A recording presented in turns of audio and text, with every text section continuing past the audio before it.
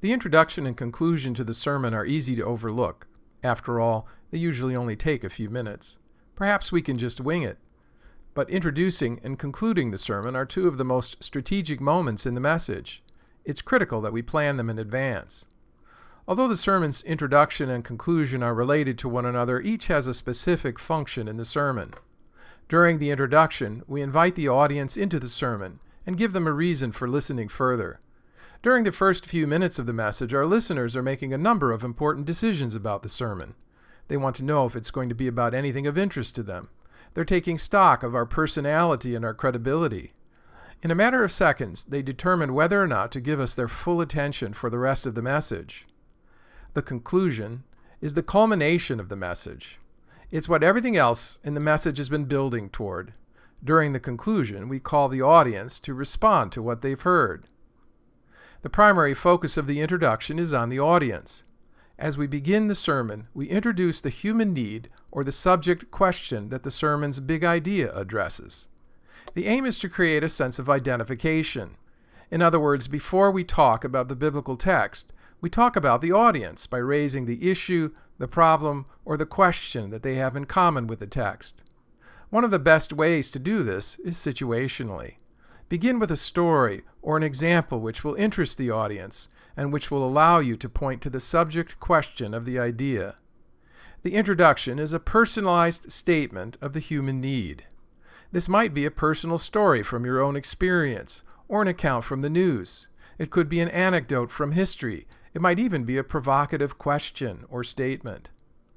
Once you've raised the need or the subject question, direct the audience to the biblical passage.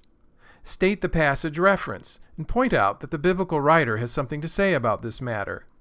In a deductive structure, you would summarize what the author has to say by stating the full idea.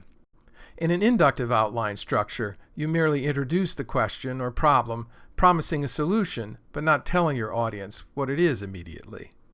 In the conclusion, your aim is to summarize the sermon's main message and call your audience to respond to whatever God has been saying to them. This means that the conclusion involves both information and challenge. The conclusion is a good place to review the big idea, the main points, and the primary applications of the sermon. But its most important function is to provide space for self-reflection and reaction.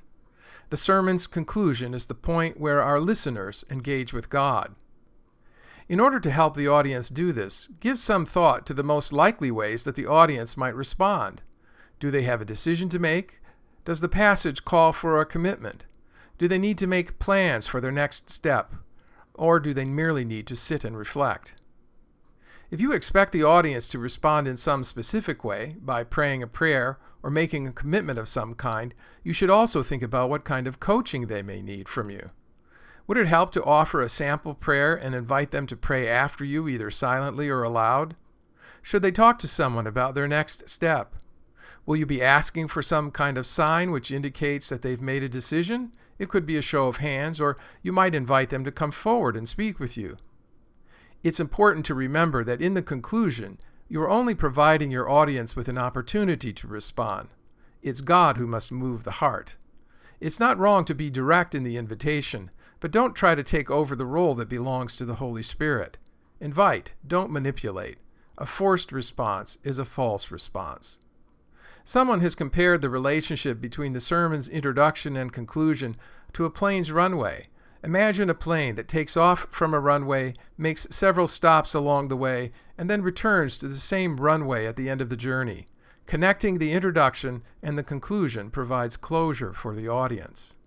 Don't wait until you stand up to preach before thinking about the introduction and conclusion to the message.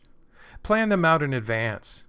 Invite your listeners into the message at the start, and when you are finished, give them a chance to close with God.